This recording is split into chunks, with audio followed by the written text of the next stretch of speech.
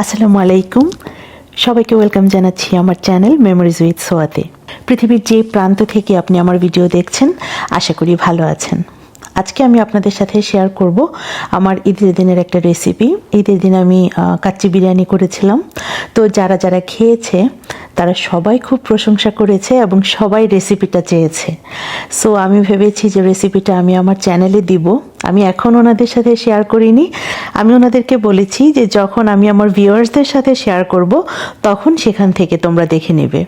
তো আজকে আমি শেয়ার করছি সবার জন্য একসাথে। আমি যেটা করি, আমি এই ওভেনে কাচ্চি বিরিয়ানিটা করি আর এত পারফেক্ট হয়। আমি আগে কখনোই কাচ্চি বিরিয়ানি করিনি, চুলাতে তো প্রশ্নই আসে না, কারণ আমার কাছে মনে হতো যে এটা খুব কঠিন একটা ব্যাপার। আমি ইউটিউব দেখেই এই কাচ্চি বিরিয়ানিটা রান্না করা শিখেছি এবং এত পারফেক্ট হয় যে বোঝার উপায় নেই যে আমি এই ব্যাপারে খুব একটা পারদর্শী না। আমি যতবার রান্না করেছি ততবারই এটা মজা হয়েছে এবং যারা খেয়েছে সবাই বলেছে যে একদম অথেন্টিক কাচ্চি বিরিয়ানির মতো। আর আরেকটা জিনিস বলেছে যে অনেক জায়গায় ওনারা বিরিয়ানি খেয়েছে, বাট এইটার মতো মজা ওনারা কোথাও পাননি। সো প্রথমে আমি যেটা করি, আমি এই খাসির মাংসটা লবণ দিয়ে আর কুসুম গরম পানি দিয়ে আধা ঘন্টার মতো ভিজিয়ে রাখি। এতে খাসির মাংসের একটা গন্ধ থাকে, সেটা চলে যায়। তারপর যেটা করি, তারপর হচ্ছে আমি এখানে একে একে টক দই, তারপর হচ্ছে শানের মাটন বিরিয়ানি মশলা, প্লাস আমি আরেকটা বিরিয়ানি মশলা অ্যাড করেছিলাম, সাথে পেঁয়াজ বেরেস্তা, তারপর সরিষার তেল, আদা রসুন বাটা, এই সবগুলোকে একসাথে করে মিক্স করে খুব ভালোভাবে আমি এটাকে মেখে নিব। মানে মেকশিওর করতে হবে যেন প্রত্যেকটা পিসের গায়ে মশলাটা সম পরিমাণে লাগে। আর এখানে আমি অ্যাড করছি লবণ আর চিনি। তারপর আমি এটাকে খুব ভালোভাবে মেখে এটাকে আমি সিল করে রাখবো। আমি এটা ওভারনাইট করেছিলাম, পরের দিন ঈদ ছিল, আমি আগের দিন রাতে এটাকে মেখে রেখে দিয়েছিলাম। সো এটাকে খুব ভালোভাবে সিল করে আপনি ফ্রিজে রেখে দেবেন সারা রাতের জন্য। সো এই মাখা মাংসটাকে আমি এখন সিল করে নর্মাল ফ্রিজে রেখে দিব। একটা জিনিস মনে রাখবেন, এই মিটটা যত বেশি ম্যারিনেটেড হবে আপনার বিরিয়ানিটা কিন্তু তত বেশি মজাদার হবে। আজকের জন্য এইটুকুই, আমি বাকি কাজটা পরের দিন করব, মানে ঈদের দিন। সো আজকে হচ্ছে ঈদের দিন। আমি সকাল সকাল এই মিটটাকে বের করে রেখেছিলাম নর্মাল টেম্পারেচারে আসার জন্য। এখন আমি ফয়েল ডিশের মধ্যে এই বিরিয়ানিটা বসাবো।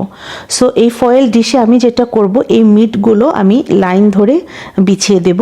একটা জিনিস মনে রাখবেন, এই মিটের কিন্তু কোনো লেয়ার করবেন না, চেষ্টা করবেন এই মিটগুলো একটা লেয়ারে দিতে। যেহেতু এটা কাচ্চি বিরিয়ানি, সেই কারণে আমি এই মিটের পিসগুলো একটু বড় করে কেটেছি।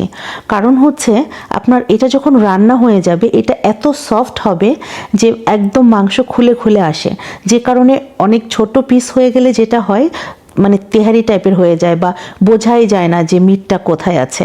যে কারণে আমি ইচ্ছা করেই এটা বড় করে এনেছি। এটা তো রান্না করার সময় আরেকটু ছোট হয়ে যাবে সাইজে, বাট খেতে খুবই সুস্বাদু হয় এবং দেখতে খুব ভালো লাগে। এই যে দেখুন, আমার যতগুলো মিট ছিল আমি চাপাচাপি করে একদম ঠেসে একদম একটা লেয়ার করে দিয়েছি।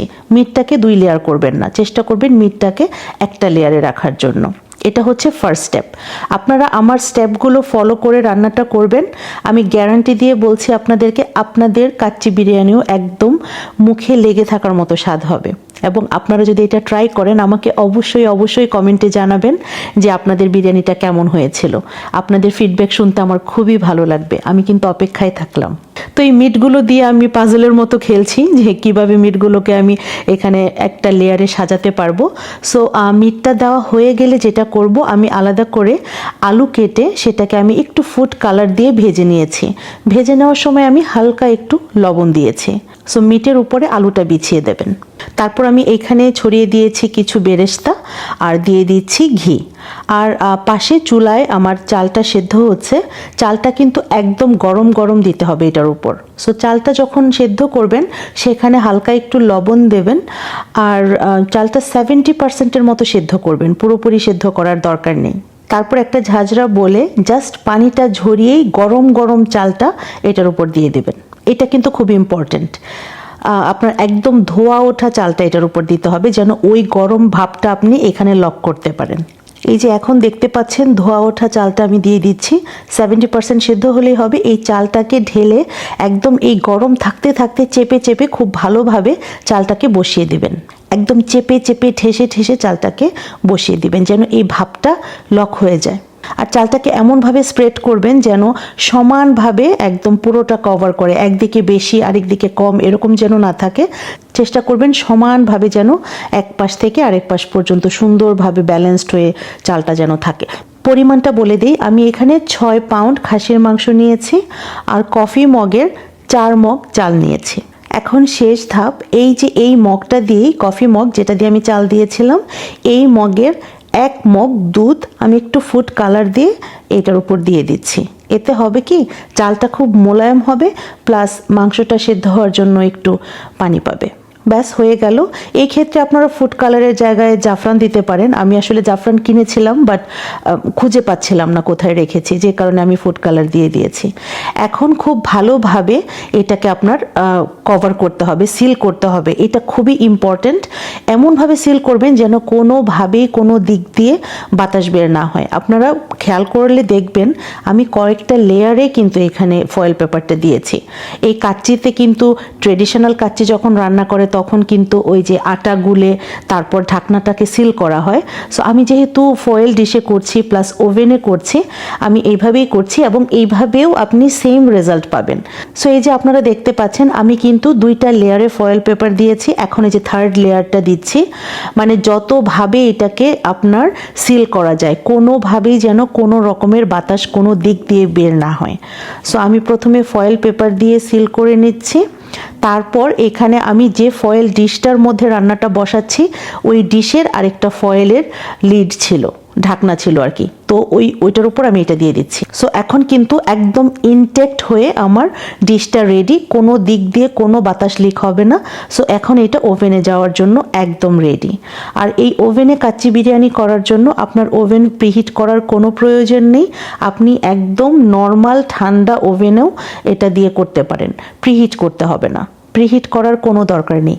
আর যখন আপনি এটা ওভেনে দিবেন, ওভেনে তো 2টা শেলফ থাকে, আপনি নিচের শেলফে দিবেন, নিচের শেলফে দিবেন। আর টেম্পারেচারটা আমি যেটা করি আমার ওভেনে 400 ডিগ্রিতে 3 ঘন্টা আমি এটাকে বেক করি।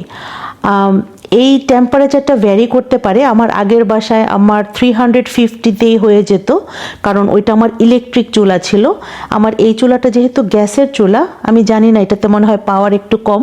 আমি যেটা করি এখানে 400 ডিগ্রিতে আমি 3 ঘন্টা বেক করব এটাকে। এই যে ওভেন থেকে কাচ্চি বিরিয়ানিটা বের করলাম, এটা খুবই গরম, খুব সাবধানে আপনারা হ্যান্ডেল করবেন। বাট এটা তো গরম গরম সার্ভ করতে এবং খেতে এত মজা লাগে, আর ফ্রেশ খেতে খুবই ভালো লাগে, এবং আমার গেস্টরা সবাই খুব পছন্দ করেছিল। আশা করি আপনারা যদি এই রেসিপিটা ফলো করে বিরিয়ানিটা করেন আপনাদেরও অনেক ভালো লাগবে। সো এই যে দেখতে পাচ্ছেন এটা হচ্ছে একদম উপরের সাইডটা, আর রাইসটা এত সুন্দর মোলায়েম হয়েছিল, আর আলু তারপর মিট প্রত্যেকটা জিনিস একদম অথেন্টিক কাচ্চি বিরিয়ানির মতো হয়েছে। এই যে আমি সার্ভিং ডিশে সার্ভ করেছি। আশা করি এই রেসিপিটি আপনারা ফলো করে রান্না করবেন, আপনাদের রান্নাও অনেক অনেক অনেক মজা হবে, পরিবারের সাথে এনজয় করবেন। আবার চলে আসবো অন্য কোনো সময় অন্য কোনো ভিডিও নিয়ে। সেই পর্যন্ত সবাই ভালো থাকুন, সুস্থ থাকুন, আনন্দে থাকুন, নিজেকে ভালো রাখুন, নিজেকে ভালোবাসুন। আল্লাহ হাফেজ।